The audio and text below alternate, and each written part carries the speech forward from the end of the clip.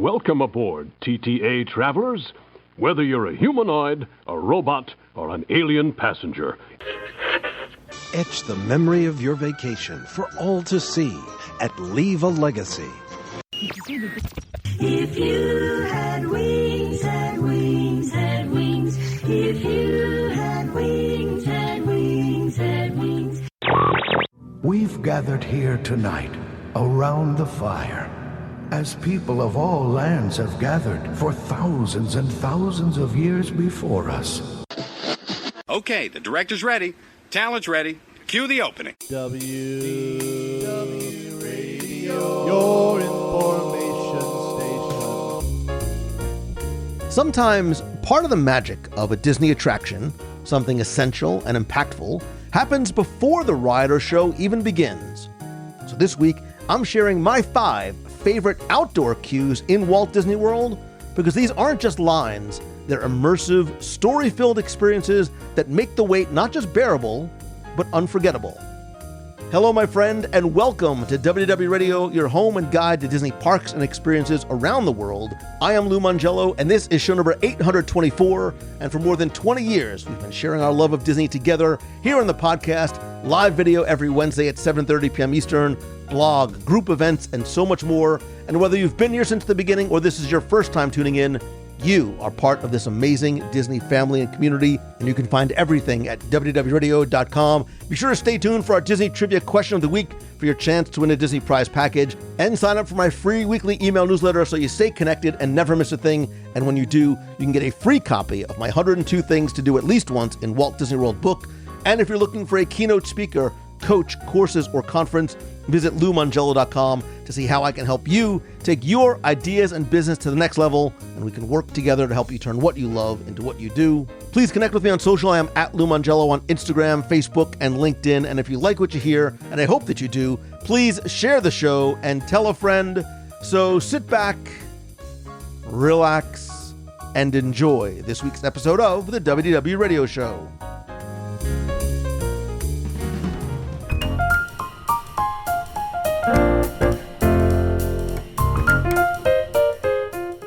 Let's be honest, we don't always love waiting in line, unless the line is part of the magic.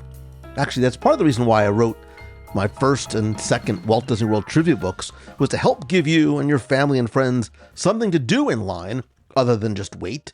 But I think Disney has obviously improved on this with more richly detailed and interactive cues and other ways to help pass the time, so waiting doesn't feel like waiting.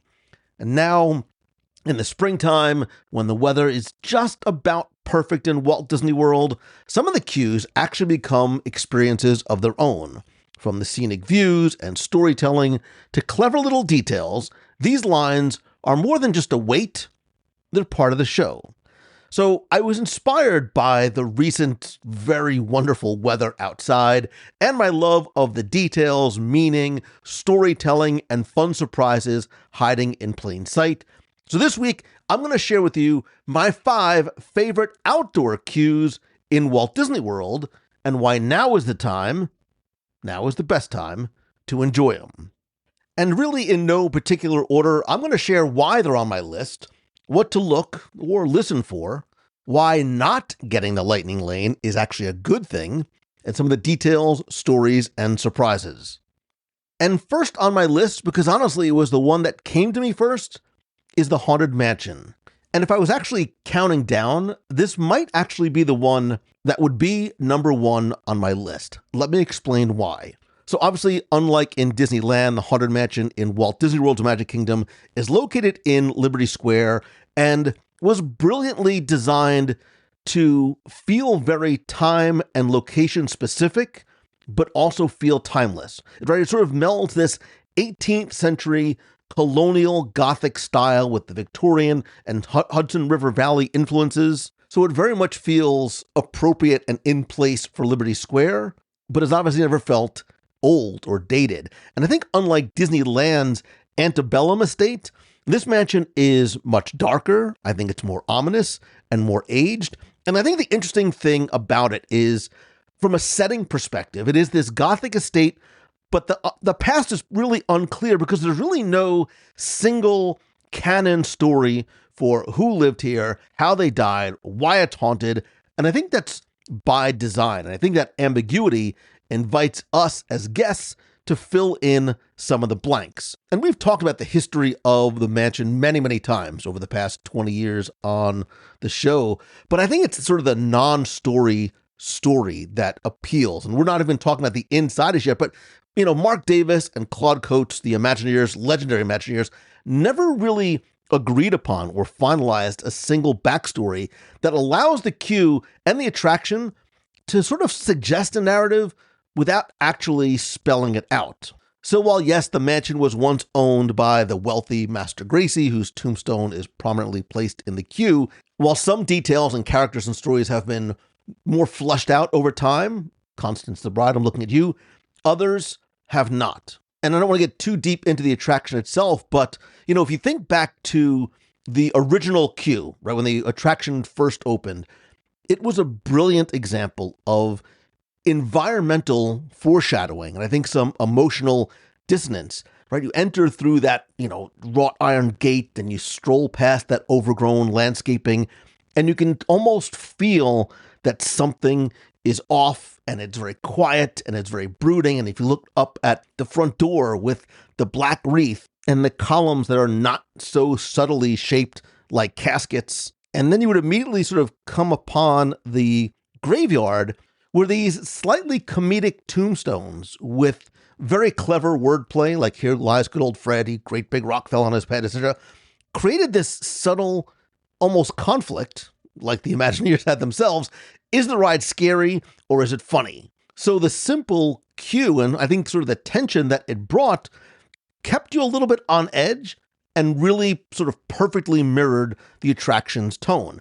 Then in 2011, Disney expanded to create this longer interactive queue. And it still takes on that playful tone with the pun-filled crypts and tunes and the musical pipe organ and the haunted books in the bookcase, the sea captain tomb that springs out water, and the Dread family tomb with the busts of family members with the clues. I think a lot of guests walk right by, don't realize that there's this murder mystery game that they can play, which is essentially like a whodunit, where basically everybody did it in turn. It's a wonderful, low, really no tech effect that adds another layer to the storytelling.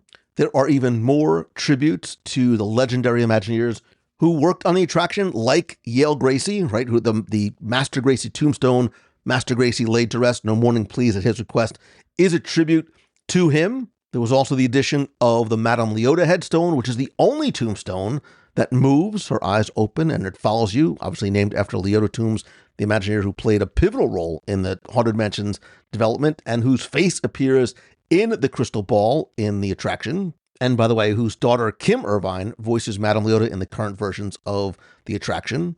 And really, other than, the organ, if you want to include that, and the Spectrecom, where you can speak with the nearly departed, I think part of the reason why this works so effectively is because it is about the mood and not the mechanics, right? It doesn't need high-tech thrills in order to be effective. I think it draws you in emotionally through tone and suggestion. I think whether you are a kid or an adult, it makes you start to wonder and try and put the pieces together, like what happened here, what's waiting for me inside. And I think it accomplishes something that's really rare, especially in the queue, is that it lets kids and adults experience it on different levels, whether it's goofy and scary or playful and creepy.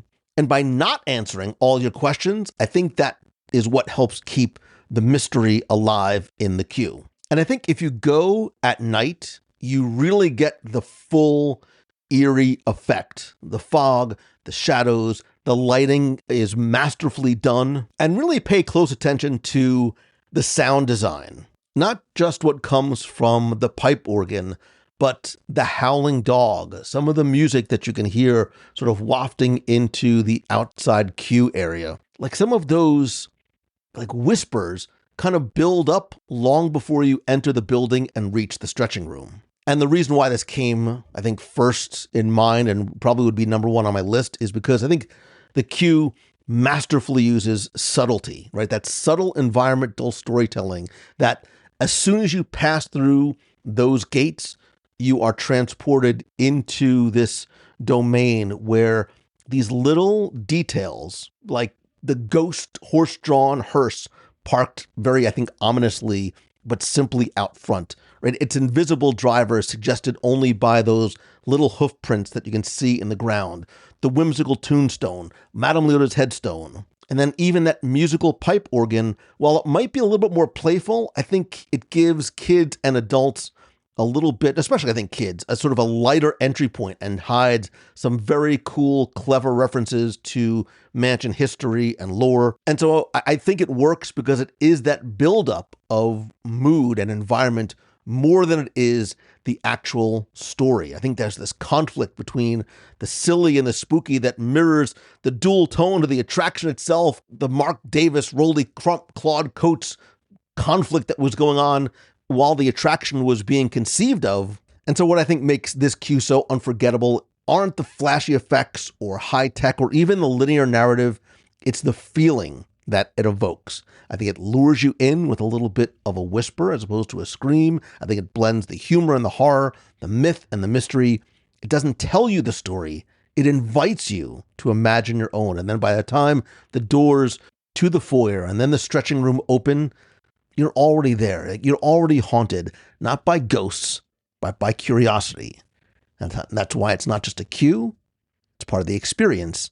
And it absolutely earns its place among my top 5. Now, number 2 on my list is going to keep us in Magic Kingdom, but be a very opposite type of experience. And we're going under the sea to the journey of the Little Mermaid. And I think that this is one of the most visually rich and immersive environments, certainly in all of Fantasyland. And while the attraction follows that sort of traditional dark ride format, I think the queue does a lot of the heavy lifting in terms of setting the stage and turns what could be a very simple waiting area into a fully realized explorable slice of Ariel's world. And let's start by talking about the setting itself, right? Prince Eric's seaside castle. It is pure placemaking magic, right? You've got the cascading waterfalls and the rocky grottos. It really feels like you're on the shores of a coastal kingdom. And even as you approach the attraction from Fantasyland proper, you start to get the sense of those rugged, romantic coastlines of the kingdom, very much inspired by the coastal European castles. You see a lot of French and Danish influences, which obviously a nod to the original Hans Christian Andersen tale. And even from a distance, as you approach, you see the castle sort of perched up on a cliff above the sea, really sort of punctuated by those crashing waves and the waterfalls and some of the lush greenery.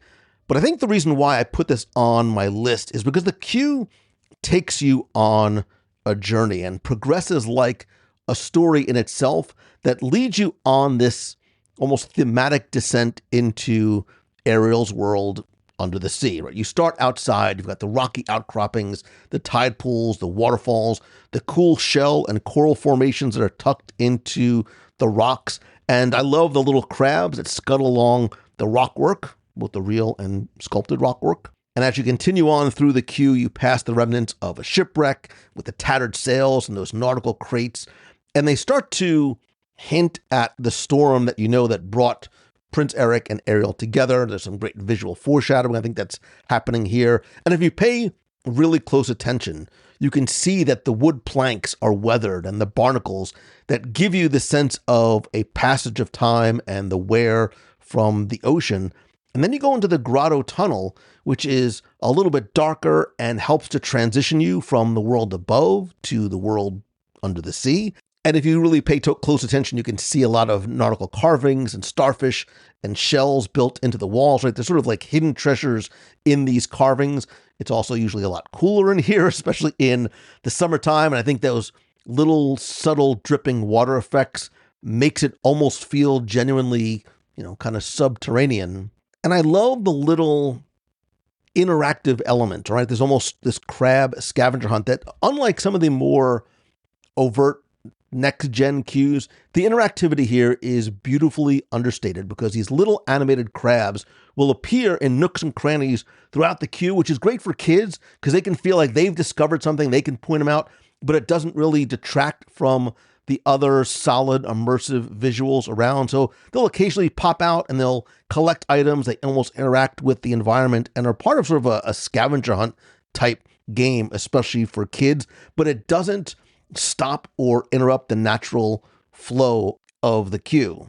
Plus, there's also the small audio animatronic of Scuttle, Buddy Hackett, rest in peace. And so the reason why I decided to put this one on my list was I think it really helps, and I think my guess is that the Imagineers wanted us to feel like we're walking through Ariel's story, not just waiting for it to begin. I think that's the difference and why I put some of these cues on my list.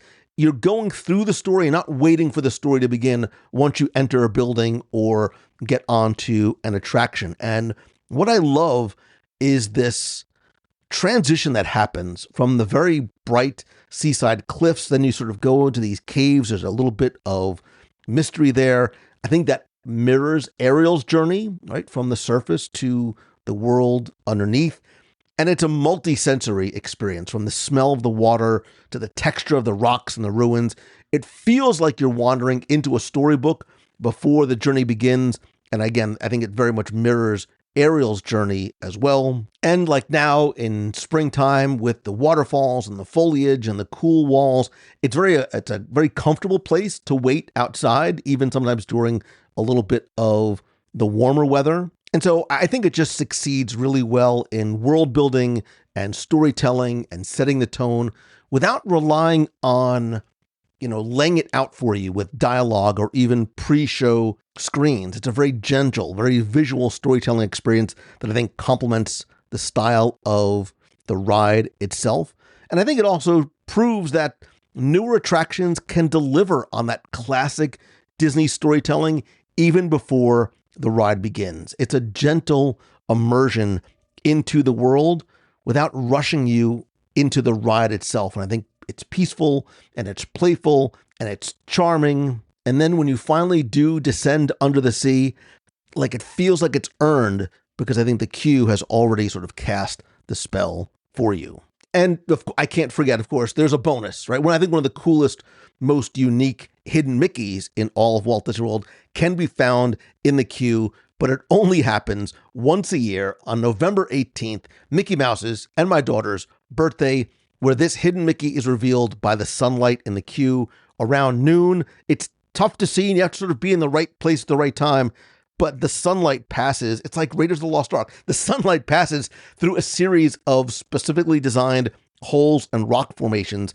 And when it hits at just the right angle, at just the right time, it projects this perfect classic Mickey head right onto the ground. And so this once a year, very short window of time, hidden Mickey is one of the most rare and I think intentional hidden Mickeys you're going to find on property. For number 3 on my list, we're going to go over to Disney's Animal Kingdom. And while this might not be everyone's go-to attraction, especially if you're not in the mood to get soaked, spoiler alert, Kali River Rapids has one of the most detailed, immersive, and thematically rich queues in all of Walt Disney World. And I think tells a very compelling and powerful story, again, quietly, through environmental design and the visuals and the sound, and I think the very subtle messaging. So in looking at why this makes my list, let's talk about the setting first, because the queue is set in the fictional kingdom of Anandapur, which is where you'll also find Expedition Everest and the Maharaja Jungle Trek. And Anandapur translated means the place of all delights and is inspired by real regions in Southeast Asia like Nepal, India, Thailand, and Indonesia. And in terms of story, you are about to embark on this eco tour river journey operated by the Kali Rapids Expeditions. And the story is really this battle between preservation and exploitation. Like so much of you see in Disney's Animal Kingdom, conservation messaging was very much an important part of the design and the real-world impact that Disney wanted this park to have. So according to story, the Kali Rapids Expeditions is a company that offers eco-friendly river tours to educate visitors and really showcase the natural beauty and the cultural heritage of the region. But as you walk through the queue, you can tell that something is not quite right? Insert dramatic Disney movie music here. There's subtle signs that show you that illegal logging and deforestation is happening and threatening the jungle. And then the story that you start to uncover is one of concern for the climate and conservation and that moral tension without it being overt and almost, overly preachy. And I think like Under the Sea, the Little Mermaid queue, this queue takes you on a thematic storytelling journey. So when you enter the first part of the queue, you start in this rustic travel agency outpost and look very carefully at like the weathered signage, the tourism posters, the gear. It is so incredibly authentic, and you're being told that you're going on this scenic, relaxing trip through the lush rainforest. Everything seems fine at first, and then we see something goes horribly wrong. So this idea of booking your expedition as you first start to enter the queue is this wonderful sort of jumping off point. And then as you walk through, you go into the courtyard of the shrine, and there's prayer wheels and offerings and flags, again, reflecting the Hindu and Buddhist influences of the region. And if you look very carefully, everything from the statues to the stonework is authentic or inspired by real Southeast Asian temples. So this reverence that Disney always has, especially in places throughout Disney's Animal Kingdom, the reverence for nature and spirituality is very clear. Like you're entering, for many people, a very sacred land.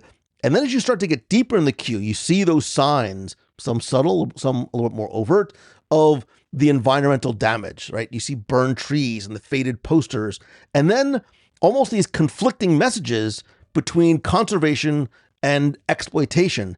And it's not just what you see. You have to take in this queue with all five senses in 360 degrees, because if you listen to the audio recordings, they too shift in tone from very peaceful jungle sounds to, like, if you listen carefully, you can start hearing like chainsaws and machinery off in the distance. You're like, why? This is almost slightly intentionally disruptive. But then as you move on, one of the most beautiful parts of the queue is that when you wind through this abandoned tea plantation, which again, a nod to the real economies of the Himalayas, and you see things like farming equipment and barrels and these handwritten notes to evoke this past life that this area once had before it became this hotspot for sort of tourist expeditions. And what I love and appreciate about this queue is not what you see or hear, but what you don't see or hear, because it never uses a narrator or a screen to tell you the story. Everything is told through the visual cues, the contextual audio, and the contrast in the design. And it starts off very serene, but by the time you get on board, you're very much aware that not everybody respects and appreciates the land the way you and everyone should. And I think, again, it ties into this overarching larger theme of Disney's Animal Kingdom, which is this balance between humanity and nature.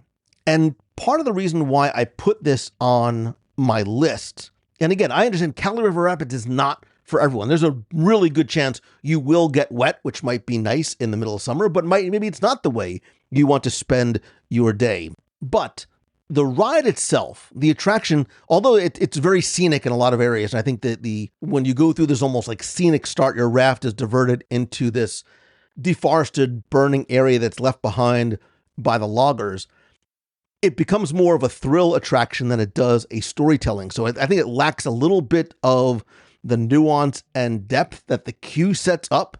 So the queue is really more impactful from that perspective than the ride itself. So my suggestion to you is, even if you don't want to experience the attraction itself, you can and should go through the queue and take your time. Look at some of the details. Look at the banners. Look at the logbook of previous rafters.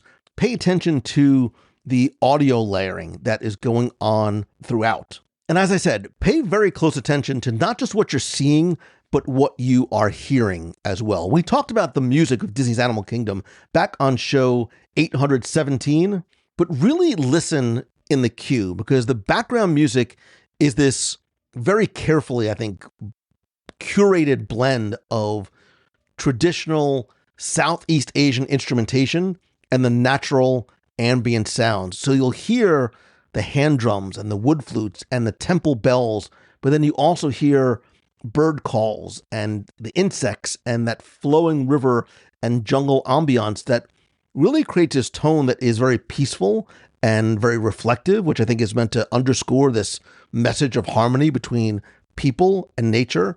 But then as you start to move deeper into the queue, some of those subtle audio shifts start to take place. You start to hear the mechanical chainsaw sounds, the cracking of trees and trees falling in the forest. And the drums and the melodies are almost a little more discordant. Like they're not soothing, but there's a little bit of like tension that starts to build. So there's a story that you're subtly being told because you're starting off in this very wonderful, paradise type environment. And then something is disturbing that. And then that's exactly where you're not heading away from it, but you're heading into it. And some of those overhead announcements and the radio dispatches help to support that because you're not, and I think they serve multiple purposes. You're not just being welcomed to the river expedition and getting these reminders about respecting the jungle and not littering and things like that, but it also gives you this sense of storytelling that you are really booking a spot on a real tour.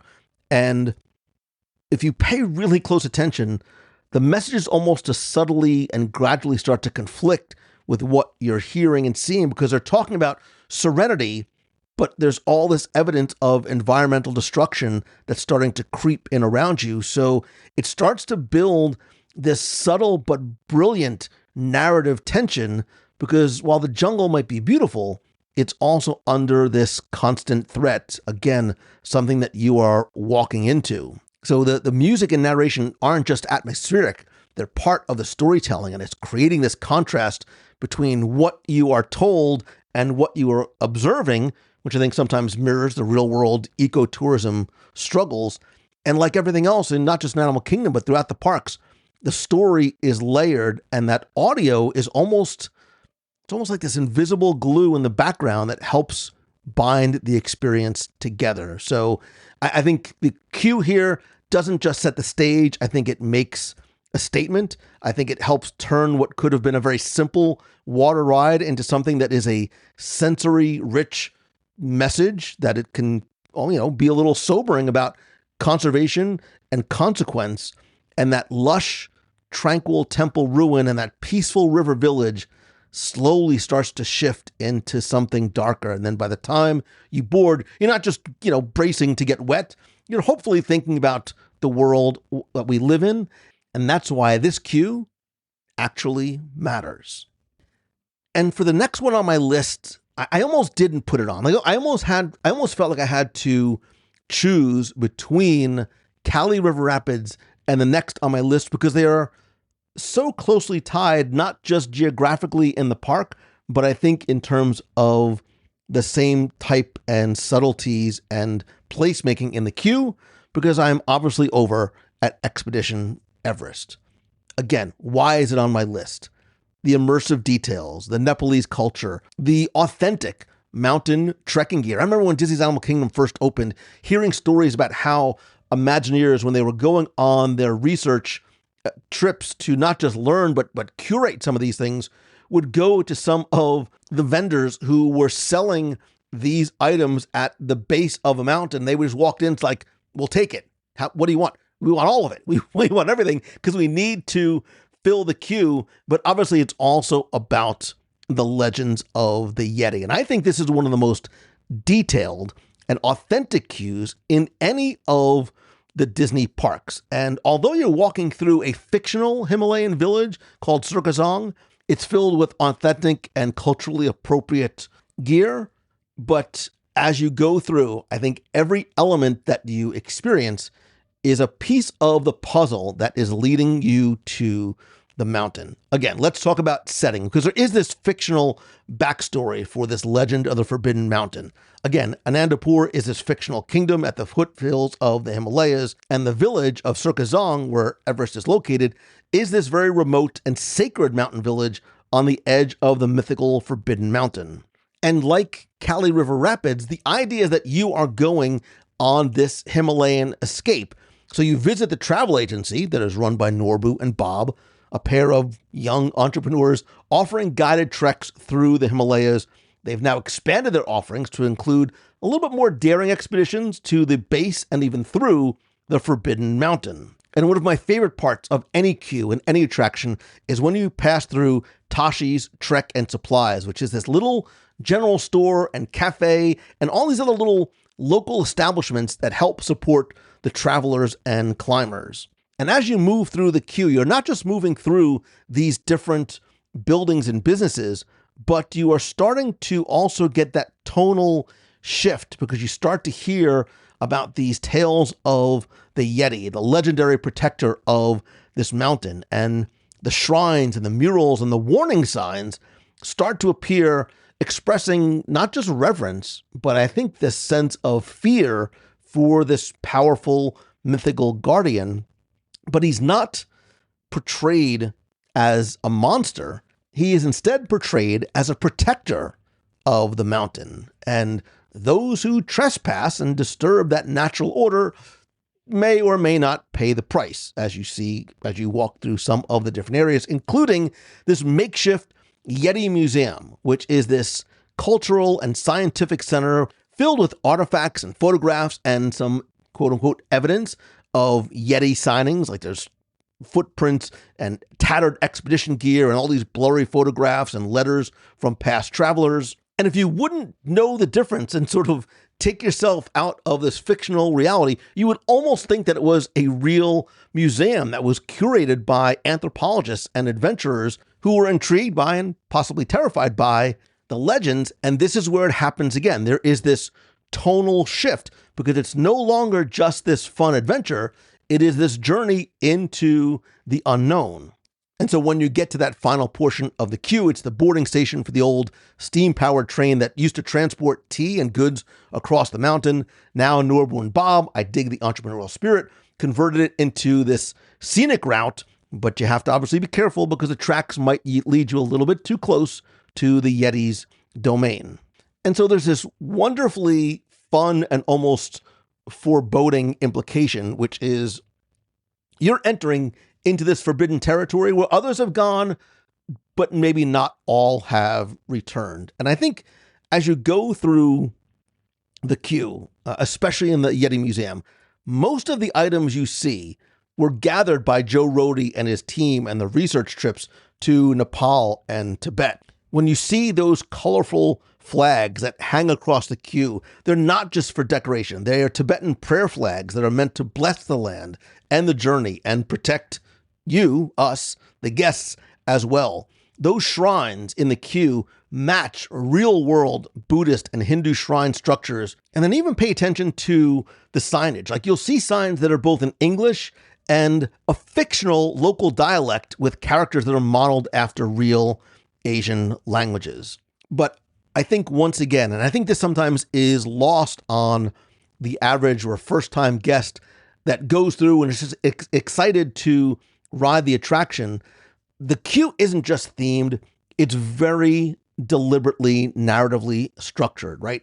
It's almost like a multi-act play. Like Act 1, you're booking your trip in the town, and then Act 2, you're starting to get these warnings and the folklore from the locals. It's a little intriguing, possibly a little scary. Act 3 is when you get to the evidence, right? You start to see these mysteries laid out in front of you in the museum. And then that final-ish act is when you board this train and go right into the heart of the legend. I think if you pay really close attention, it builds this dramatic tension like a book or a movie. But again, there's no flashy screens. There's zero technology, right? No animatronics except until that right before you get into that preload area. It is just incredibly expert use of place, pace, and detail. And so you are not just in a queue, you are on this pilgrimage. You're on a quest for fun. And I think every inch of the queue is about immersion. It's about authenticity. And I think it's one of the queues that does not feel like you're in a theme park. It feels like a real research base that is tucked somewhere up in the Himalayas that's also built with reverence and respect and realism. And the props don't, they don't sort of shout Disney. They sort of whisper that they're real, right? You're not just learning about the Yeti, you're buying into the myth. And then the moment that you step out of the building and face the mountain, you sort of feel like you are a true explorer. It's why the queue is peak Imagineering. It's layered, it's lived in, it's legendary, and that is why it makes my list. And for the fifth and final entry on my list, this one was difficult because I only had 5, but there was no way I could not include one of my favorites. Because from the moment you step through the crumbling gates of the Hollywood Tower Hotel, time begins to shift and slip away. And while most people probably think of the interior portion of the queue of the Twilight Zone Tower of Terror, which in and of itself is one of the best in any Disney park, I think that the exterior queue is also a masterclass in storytelling through setting. Because you're not just waiting in line, you're checking into a forgotten chapter of the Twilight Zone. And every inch of the overgrown gardens, the dust-covered lobby, and the cobweb library oozes history and mystery and this uncanny feeling, even from the exterior as you approach, that something isn't quite right. And for me, I think that this queue does not begin as you walk through the gates, but as you turn the corner and glance down Sunset Boulevard. I think that there is incredible cinematic buildup to this attraction and queue, because even as you see the Hollywood Tower Hotel from a distance, the cracked tiles, the broken signage, it whispers that there is decay. And I think that the queue itself, both interior and exterior, is arguably the most cinematic queue in all of Walt Disney World. And the outdoor portion, which many guests might either not get to see or will pass by for one reason or another, because maybe the lines are short or you have a lightning lane, is critical to the story's emotional and narrative buildup, because it's not just about the transition between Sunset Boulevard and the attraction. Again, I think it's the first act of the episode that you are stepping into. Because like I said, I think the experience begins not at the entrance gate, but at the end of Sunset Boulevard. The tower is looming over everything. It is a perfect establishing shot, just like a movie's opening scene. And that faux Spanish colonial revival architecture with the chipped paint and the scorched stucco suggests that at one time this was a magnificent hotel, but has been long forgotten. And remember, when you enter the attraction, you are not entering through the main front entrance of the Hollywood Tower Hotel. That's actually where you exit from, right? You exit out of that area into the courtyard. You are going through these winding gardens of the hotel that are very much inspired by the 1930s hotel grounds in Southern California. At one point, you can tell they were pristine, and now they're overgrown, they're cracked, the plants, everything is dying. So you see not just the rusted gates and the crumbling stone balusters, but the dried fountains and the statues that have been sort of ignored and blackened over time. And I love the little wrought iron lampposts that have been overtaken by the vines.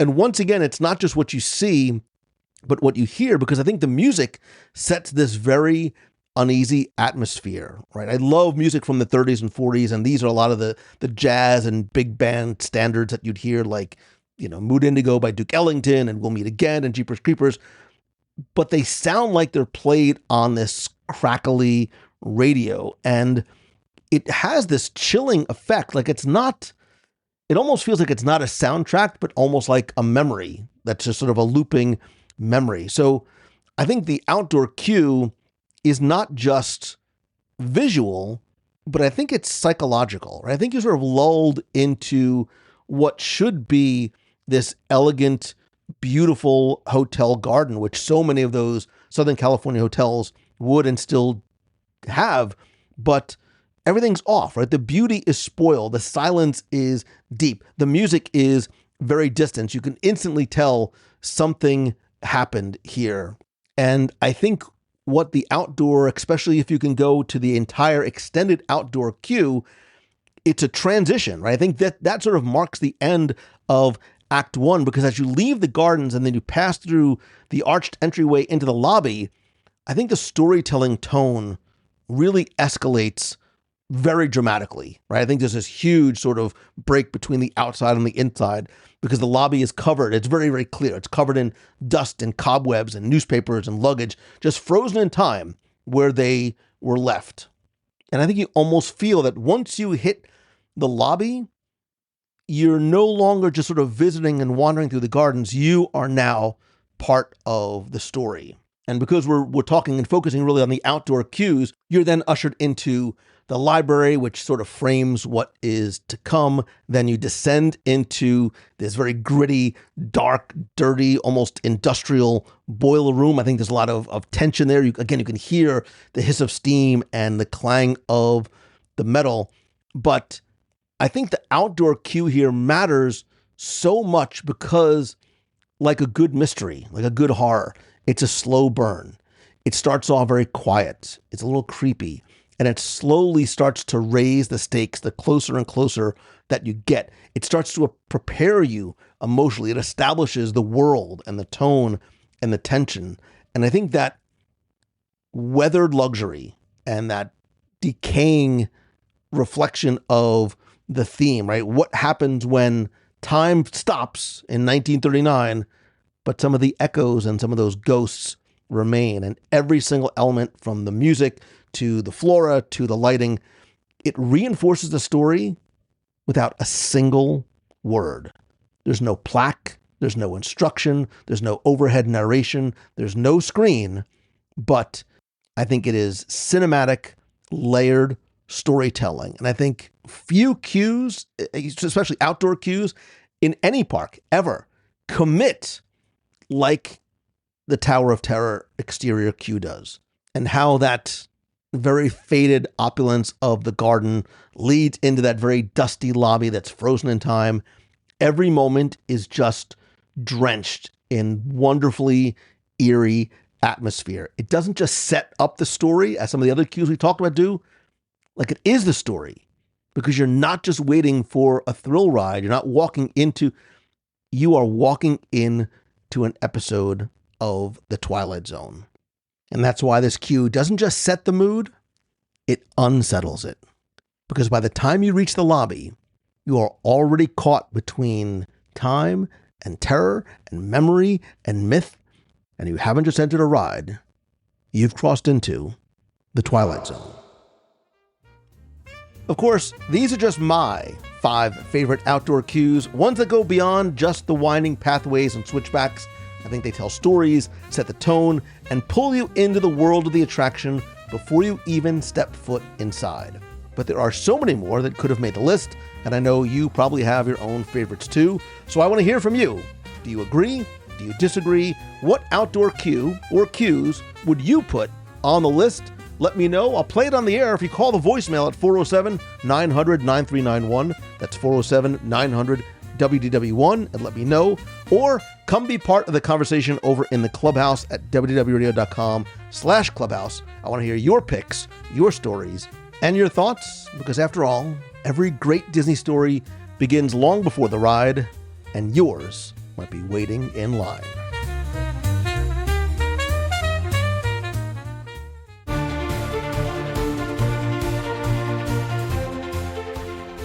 It's time for our Walt Disney World Trivia Question of the Week, where if you think you know the answer, you can enter for a chance to win a Disney Prize package. And this week's trivia contest is brought to you by the Walt Disney World Swan and Dolphin Food and Wine Classic, my favorite foodie event of the year. It is held right in the heart of Walt Disney World and combines the best of both worlds, incredible food and drink, and the fun energy, and magic of the Disney experience. It's held on the outdoor causeway between the beautiful Swan and Dolphin resorts, where you can sample dishes from award-winning chefs and restaurants, sip on fine wines, beers, and creative cocktails from around the world, all while enjoying live music and a one-of-a-kind atmosphere. It is an incredible night under the stars, and honestly, I look forward to this every single year. And tickets are now on sale over at foodandwineclassic.com. And trust me, this is one event you do not want to miss, whether you are local, visiting the parks, or planning a foodie night or weekend getaway. The Swan and Dolphin Food and Wine Classic is held Friday and Saturday, November 14th and 15th. Get your tickets at foodandwineclassic.com, and I hope to see you there, because I'll be there. Probably both nights. But before we get to this week's trivia question, let's go back, review last week's, and select our winner. On last week's show, I hope you enjoyed our tournament bracket-style look at the best of what's new at the Epcot International Flower and Garden Festival. And your question last week was simply to tell me, in what year did the Epcot International Flower and Garden Festival first debut? Did you get this one right? Were you there for that fateful first festival in 1994? Which blew up into what the festival is today. It really was Disney's first kind of foray into a large-scale seasonal event focused specifically on gardening and landscaping and horticulture and topiary art. And that first festival ran for about 38 days, which is much shorter than the more than 90-plus days it runs today. It was organized in partnership with the American Horticultural Society. Topiaries of Disney characters really was sort of the visual centerpiece, but there was also a lot of gardening seminars, floral displays, themed gardens, and landscaping workshops, because the festival was never originally designed to include food. But that changed in 2013 with the introduction of outdoor kitchens, and the world is a much better place for it. But I took all the correct entries, randomly selected one, and last week you were playing for a WDW Radio keychain, stickers, pin, and a mystery prize. And last week's winner, randomly selected, is Isabella Wynn. So Isabella, congratulations. I'll send your prize package out to you right away. And if you played last week and didn't win, that's okay, because here's your next chance to enter in this week's timely and appropriate Walt Disney World Trivia Challenge. So as long as we're talking about some of our favorite cues, Kali River Rapids, I'm looking at you. What is the name of the fictional river that Kali River Rapids flows through? We talked about the fictional village of Anandapur and a lot of the fictional tour groups, but what is the name of the river that Kali River Rapids, supposedly, according to story, flows through? You have until Sunday, April 13th at 11:59 p.m. Eastern to go to WDWRadio.com, click on this week's podcast, use the form there. And again, this week, you're going to play for the keychain, the stickers, pin, and a mystery prize. So good luck and have fun.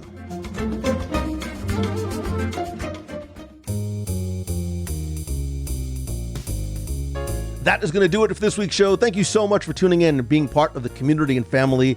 I am sincerely grateful to and for you, your time, your friendship, and your support. Remember, you are not a fan, but you are a friend. Next week, I'm going to get a special sneak peek at the Disney Destiny on Monday, April 14th.